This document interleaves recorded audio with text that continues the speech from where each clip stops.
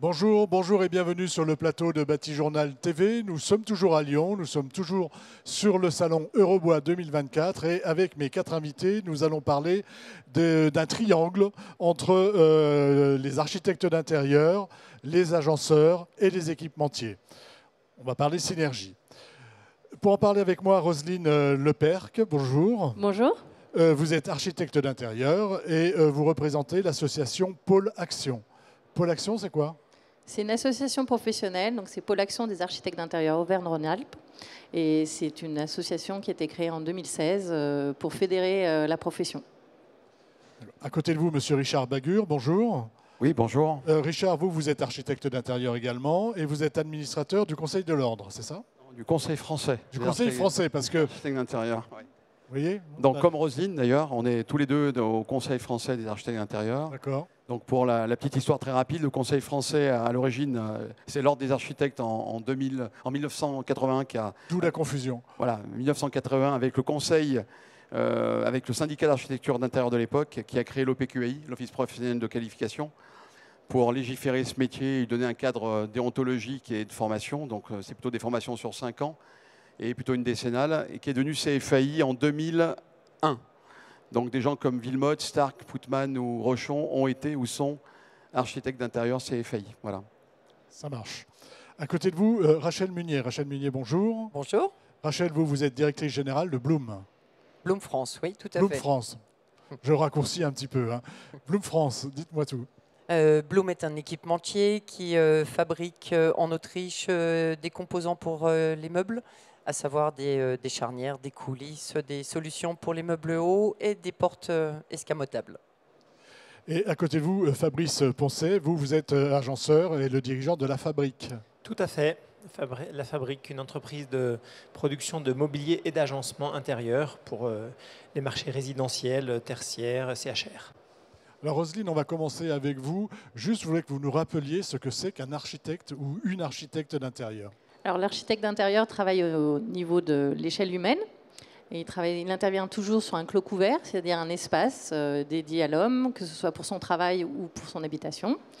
Et il est maître d'œuvre également, c'est-à-dire qu'il fait depuis la conception jusqu'à la réalisation et clé en main. Voilà.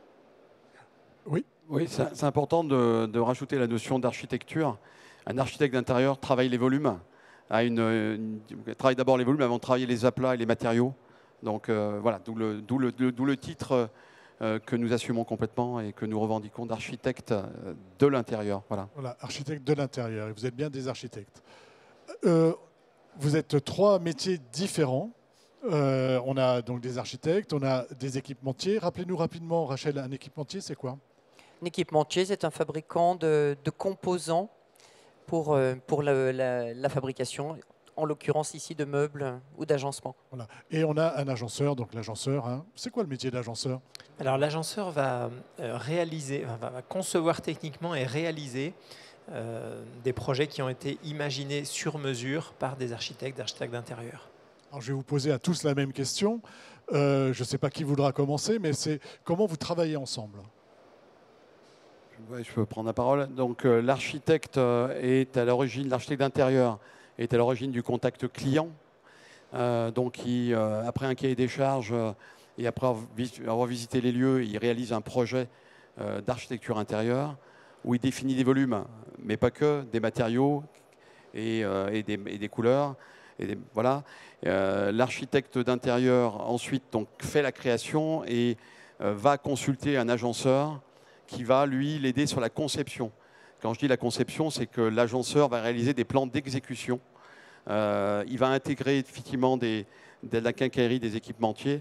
Donc les plans d'exécution du mobilier réalisés par les agenceurs, validés par l'architecte d'intérieur et par le client maître d'ouvrage. Roselyne, vous êtes d'accord avec ça ? Oui, oui. Sur le côté architecte ?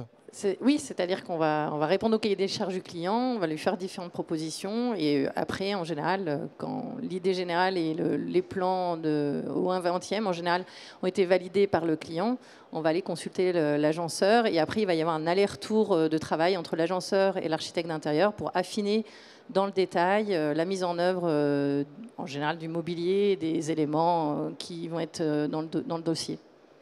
Monsieur l'agenceur, c'est d'accord pour vous? Voilà, je suis tout à fait d'accord. Un bon dossier, et c'est là où je pense la question du CFAI est importante. Voilà, un bon dossier, c'est quand même un dossier complet, avec des plans complets, des plans électriques, des plans de plomberie, des plans de peinture, des plans de sol, de murs, etc. Et puis des élévations qui nous permettent, nous, à partir de cette création, d'aller vers des plans d'exécution. Voilà. Et quand on veut aller sur l'exécution, on a besoin de s'appuyer sur les équipementiers pour des solutions techniques. Dans l'ensemble, on est majoritairement, il y a des gros agenceurs, hein, mais majoritairement des entreprises artisanales, et on se tourne vers les équipementiers qui, eux, ont une puissance industrielle, une puissance d'innovation qui est intéressante pour aboutir aux solutions qu'on recherche. Vous souriez un petit peu quand vous parliez des plans complets. Est-ce que c'est, on sentait quand même quelque chose? C'est pas toujours le cas? Non, enfin, Richard le soulignait. Mais vous pouvez dire les choses. Hein, c'est-à-dire, le métier d'architecte est réglementé voilà, juridiquement. L'architecture d'intérieur n'est pas vraiment réglementée. Vous allez me dire, vous me dites si je dis des bêtises, mais n'est pas réglementée juridiquement de la même manière. Et donc, c'est important d'avoir des labels qui permettent d'avoir des acteurs de qualité. Donc, effectivement, on peut avoir, mais du coup, on voit tout de suite que ça va être un projet compliqué, mais on peut avoir des plans qui ne sont pas au niveau de ce qu'on attend, nous, pour être capable à la fois de bien chiffrer, de bien concevoir, pour bien réaliser. Voilà, vous avez des besoins. Je veux apporter une précision. Et après, ce sera je vais apporter une précision. Effectivement, les agenceurs et menuisiers sont très heureux de pouvoir travailler avec des architectes d'intérieur CFAI qui sont des techniciens, qui vont aller dans le détail, qui vont réaliser des plans d'élévation, des vues en coupe, qui vont permettre à l'agenceur et aux autres corps d'État de pouvoir chiffrer sereinement un dossier. Le problème du métier d'architecte d'intérieur, c'est que l'ordre a souhaité, des architectes et le syndicat, à l'époque en 80, a souhaité ce label qui est le Conseil français. Et aujourd'hui, le titre n'est pas encore reconnu et c'est un tronc commun de toutes sortes de personnalités qui ne font pas le métier et qui se disent architectes d'intérieur. C'est le problème qu'on a. Il y a encore un besoin de caler les choses, on va dire. Mais ce n'était pas le sujet de notre émission. Hein, mais comme je vous ai vu sourire, je me suis permis. Rachel, vous, comment vous travaillez et comment vous voyez les choses par rapport à ce qu'on vient d'entendre? Alors, nous, on est en tant qu'équipementier rarement en contact direct avec l'architecte d'intérieur. Très clairement, Roselyne n'est pas forcément très intéressée par le fait que notre charnière fait 155 degrés et qu'elle échappe complètement, que la porte échappe complètement le caisson. Ça ne l'intéresse pas forcément beaucoup. Par contre, ça peut résoudre la problématique de Fabrice au moment de la conception du projet de Roselyne. Et c'est là où nous sommes beaucoup plus régulièrement en contact avec l'agenceur, qui va venir vers nous avec une problématique technique. Donc on va essayer de résoudre ensemble, soit par le biais de produits existants, soit par le biais d'innovations qui justement pourraient permettre de résoudre le cas technique. Et parfois, si techniquement il n'a pas de solution réellement réalisable, on va travailler ensemble à trouver une alternative que Fabrice pourra proposer à Roselyne. À l'architecte. Donc vous êtes plutôt, il y a une sorte de triangle, on va dire, hein, c'est ce que vous disiez tout à l'heure. Dans un ordre en fait. Voilà. Alors, quel est l'aller-retour entre Rachel et Fabrice va permettre après un aller-retour entre Fabrice et moi. C'est-à-dire que c'est au moment de la phase finale de conception, avant la réalisation du projet, qu'on va pouvoir enrichir et répondre le plus justement possible. Après, il y a des passerelles parce que équipementier. Moi, je me rappelle sur un projet, je souhaitais des portes qui pouvaient s'échapper sans coulisses. Et c'est vrai que le principe écoplanaire a fait que je me suis rapproché de l'équipementier pour trouver une solution de quincaillerie, pour ne pas avoir des portes coulissantes classiques. Donc des fois, par rapport à une complexité de projet, on se rapproche des équipementiers, les architectes d'intérieur, pour rentrer un peu dans ce détail. Voilà. Alors, on parle là de synergie professionnelle, architecte d'intérieur, agenceur, équipementier. Ça évoque quoi pour vous, synergie professionnelle? Et pourquoi parler de synergie professionnelle? Qui commence? Je pense on pourrait dire aussi enrichissement. Ça permet d'évoluer aussi, de faire évoluer. Quand on a des fois des solutions techniques qui nous sont montrées, ça nous permet aussi de proposer ça à nos clients, à notre projet, et d'évoluer aussi dans nos projets.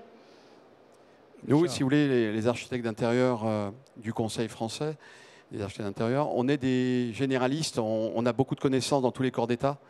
Après, nous ne sommes pas des spécialistes par corps d'État. Les spécialistes, c'est pour ça qu'on cherche l'excellence par corps d'État. En l'occurrence, pour avoir travaillé avec Fabrice, il fait partie de ces spécialistes. Et du coup, c'est grâce à ces spécialistes qu'on va magnifier les projets. Parce qu'eux vont rentrer dans le détail du détail. Voilà. C'est valable pour un électricien, un plombier, les autres corps d'État.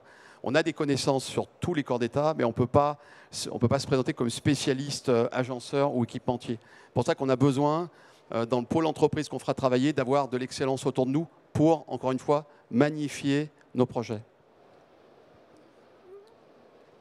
J'ai envie de parler de synergie, Oui, moi, en expliquant que finalement, notre collaboration, même si parfois elle n'est pas très directe avec l'architecte d'intérieur, nous fait tous grandir finalement. Puisque ça nous permet en tant qu'équipementier d'avoir une vision sur les tendances, là où va un petit peu le marché, sur les développements techniques qu'il faudrait peut-être imaginer pour pouvoir coller justement à ces tendances. Je pense que l'agenceur aussi grandit techniquement et intellectuellement à concevoir les projets de l'architecte d'intérieur. C'est là où on se nourrit tous finalement de nos 3 métiers et on grandit tous un petit peu avec. Et pour vous, moi, j'ai un peu un dada, c'est l'emploi. Voilà, l'emploi, la création d'emplois sur le territoire, d'emplois dans le travail de la main. Et en fait, si on veut créer de l'emploi, maintenir de l'emploi, il faut qu'on apporte de la valeur ajoutée.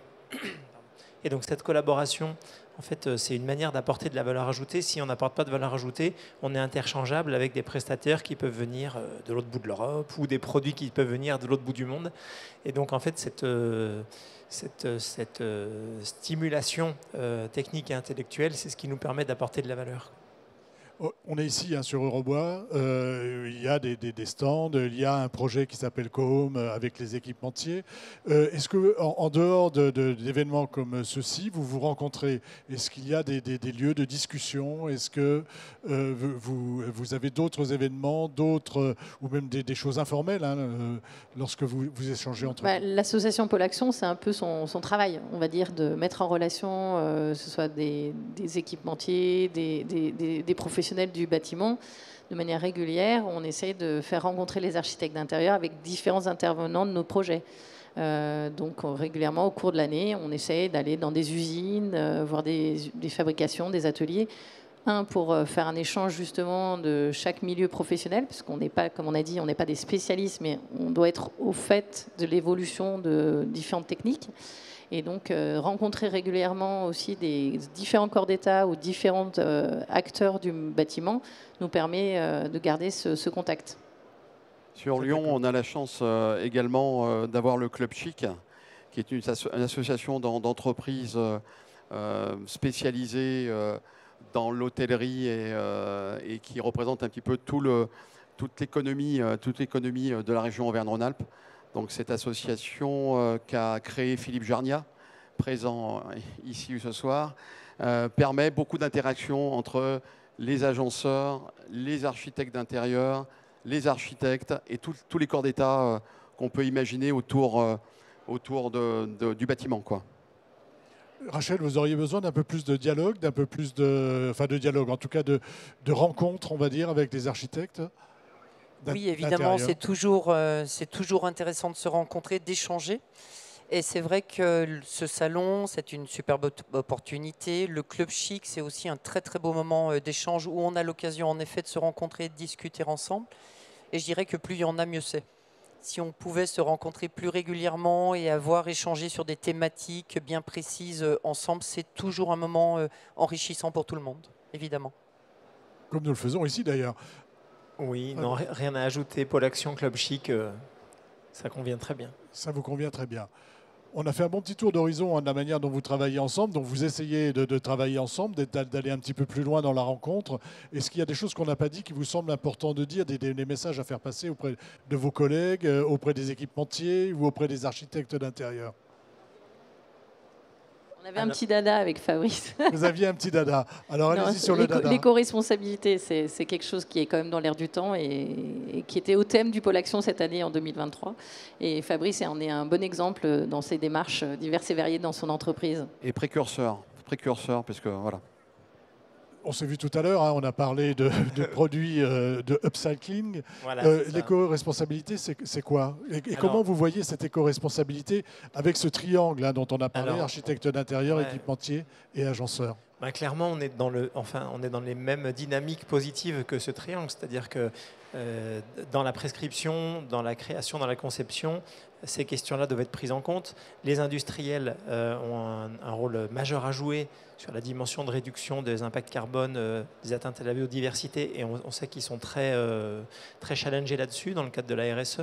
Donc nous, on est là pour apporter aussi des propositions un peu alternatives, des logiques à la fois de produits de qualité, sains, durables, fabriqués localement. On doit travailler aussi sur les techniques de conception et de fabrication, avec par exemple beaucoup d'assemblages sans colle. Voilà, bah, du coup la quincaillerie. Alors j'aime pas trop ce terme quincaillerie, ça fait un peu médiocre quincaillerie, mais bon, c'est quand même le métier de Blum. Donc avec des solutions d'assemblage démontables qui vont permettre le réemploi, la réutilisation de la matière. Donc on a aussi nous-mêmes dans nos propres pratiques des changements à opérer pour faciliter la fin de vie du mobilier.